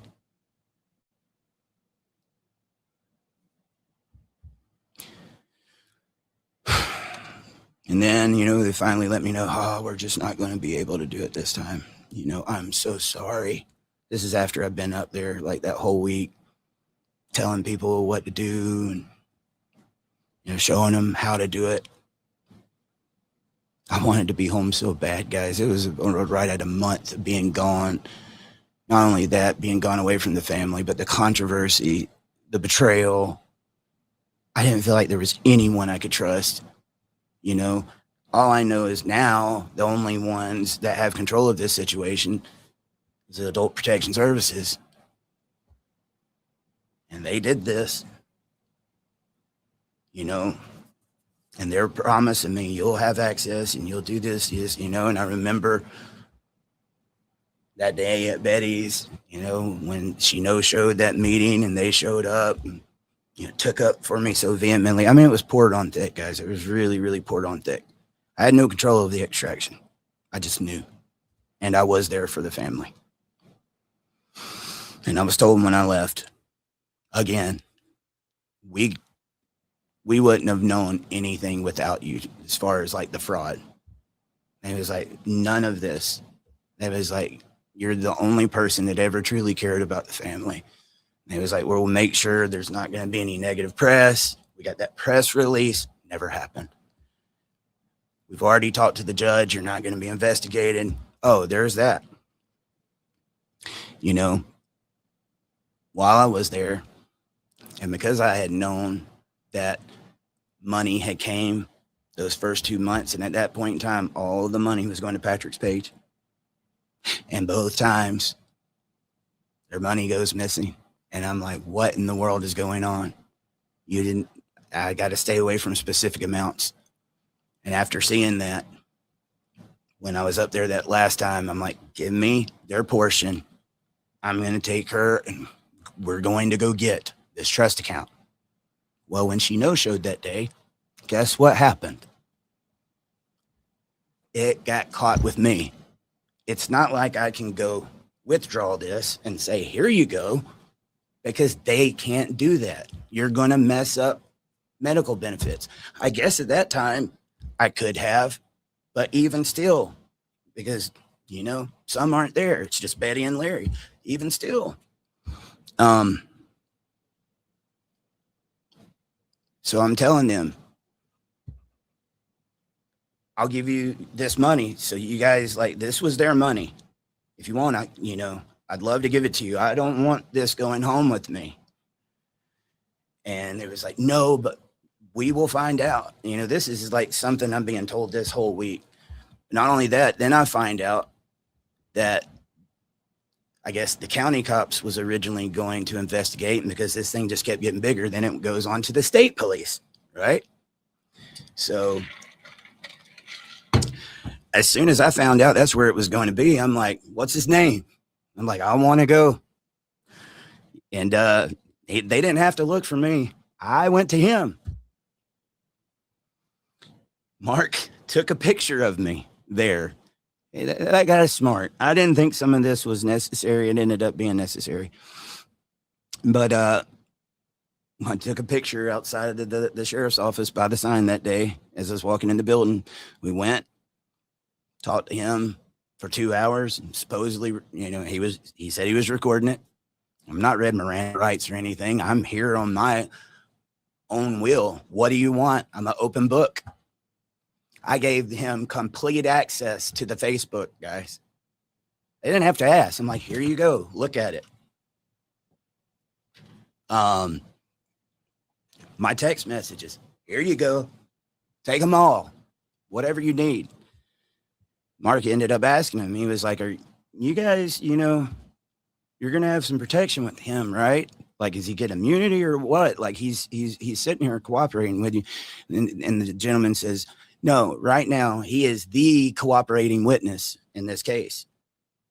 He said, that's, you know, that's what he's listed as.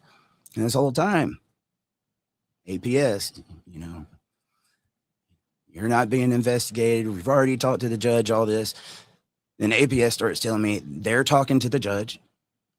They're trying to find somewhere that I can put that money so that we'll be safe on the family's behalf. I got this in text message. We promise you it will be out of your possession before you go home to Georgia. It's, guys, it's 10 months late. It never happened. Never happened. But now, I mean, like, I stayed there as long as I could to be as cooperative as I could and to offer anything I could to anybody that I could. I'm ready to go home. I think I stayed like a week after and helped, told them this is what they like. This is what this means. This is what this means. This is how you take care of this. Like, if you hear this, that's what that word means. I had everything. And I was told, your relationship is good. You're going to be able to come back. When you leave, you'll FaceTimes, whole 9 yards. You'll get updates and everything. And I, like I said, I'm a loyal guy. And I'm abided by everything. But on that last day, they gave me those hugs. And I'm telling you, it was a hug like, I know I'll never see you again type. They're so much smarter than people give them credit. But I head back to Georgia. And by the time I get back home, I didn't go crazy right away. We had planned, we had got some meat from the Amish. Was going to grill out for someone that was supposed to be with me with some fireworks that they had helped pick out. And since they wasn't able to do it, and that broken promise hurt so bad, I got a FaceTime. Whole family was here. Got him on FaceTime. Popped the fireworks for him. I love you. I miss you. I'm sorry. I want you here. We want you to see this. And I got several updates during that. But I started getting worried because of all, like, it just started going crazy, guys. And so,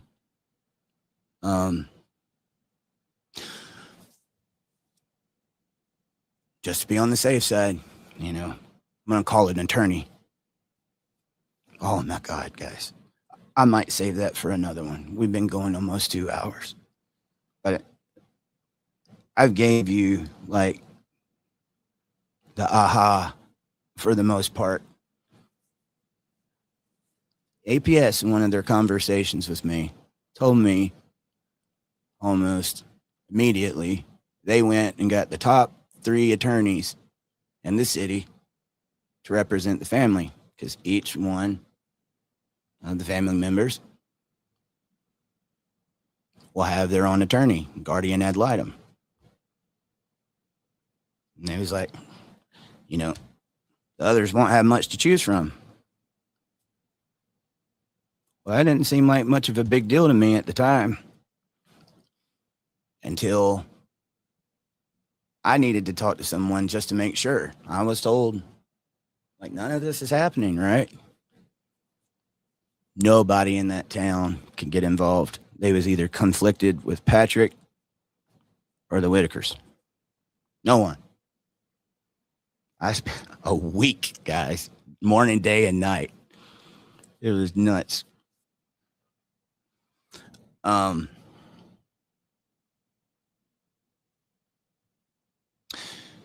but I was getting updates.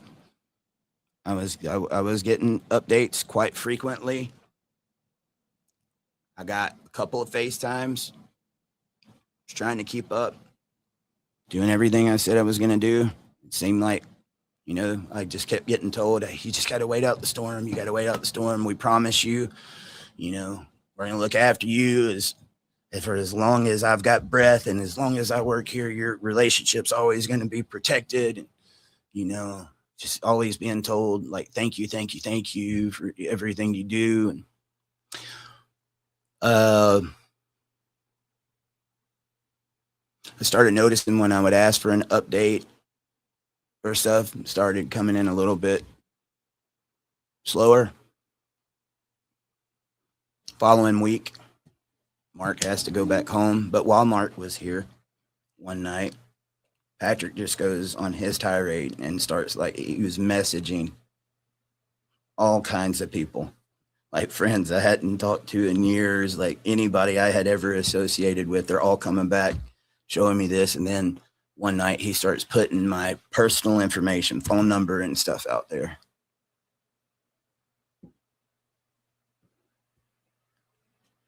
I just got home after being gone for a month, at midnight while my kids are sleeping, getting ready for, going to have to go to school the next morning.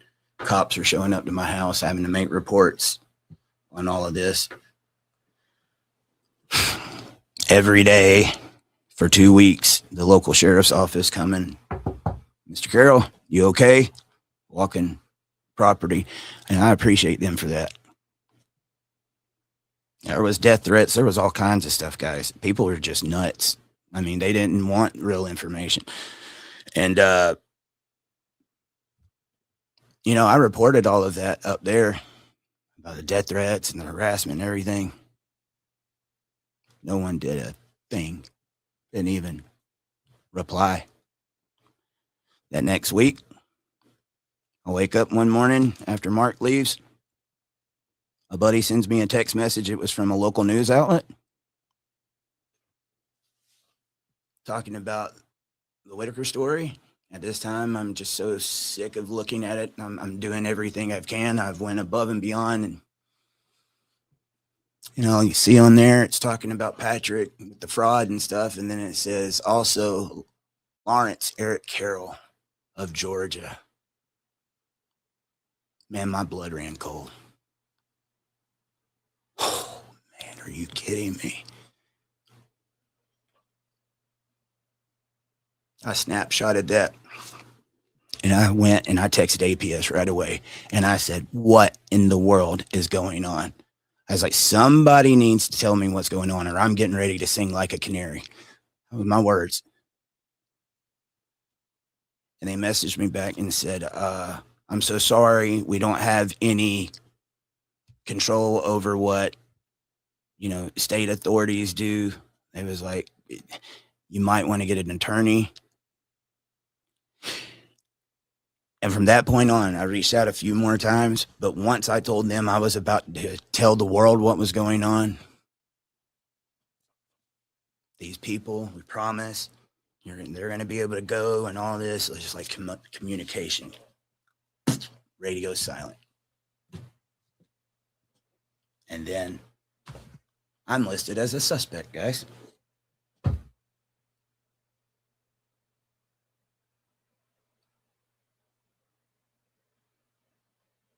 It's a double cross. Everyone I met up there. I don't take it back because there was 3. And because of that last FaceTime, that was it. And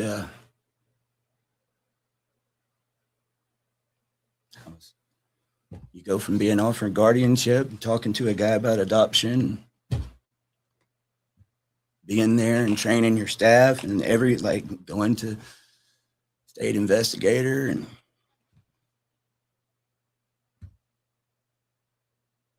to this. And I don't know anything. I don't know anything about anything going on. I don't know if these people are still who they say they are, or like any of these promises that they've made are still going to be kept, or they're just trying to be quiet until court comes around. I don't know anything. Nothing. I'm here in Georgia with a shitstorm going on of people saying my name and putting all kinds of stuff on there. I can't, do what it was that I did before. I mean, it was just the crappiest situation in the world to be in. And, that starts going into some of the court case stuff. The first court hearing wasn't until I think the second week of December. So I went from beginning of September to December before I even felt like I got to talk or even say anything. And because it's a closed case, if you call and ask, you want anything from me, can you tell me date? Can you tell me time, scope? Can you tell me what you need or anything? Nope, closed case, can't talk to you. So that's what I used to get so frustrated when people claim they had information. I can't even get information. But how do you expect me to be? You know what I mean? It's the craziest thing I've ever seen, guys. Craziest thing. And I've been waiting a very long time to say my piece, and there's still more. But we'll cut it here. Come back. I'm gonna get Mr. Escobell on with me tomorrow. He's got a lot more information, guys. He knows stuff that I forgot about. He also saw stuff that I didn't see. My brother as well. So that is the true story of what happened. And I truly believe this narrative and everything as you see it was allowed to be what it is right now because there was so many failures that took place. It was just too convenient. Let people look there so they don't look back here because they could have done something decades ago. And now it still keeps getting crazier. I just always end up in this place where I feel like I can't tell you. And that's not, I would live stream this thing if we could. But I know they won't allow it. So that's it for today.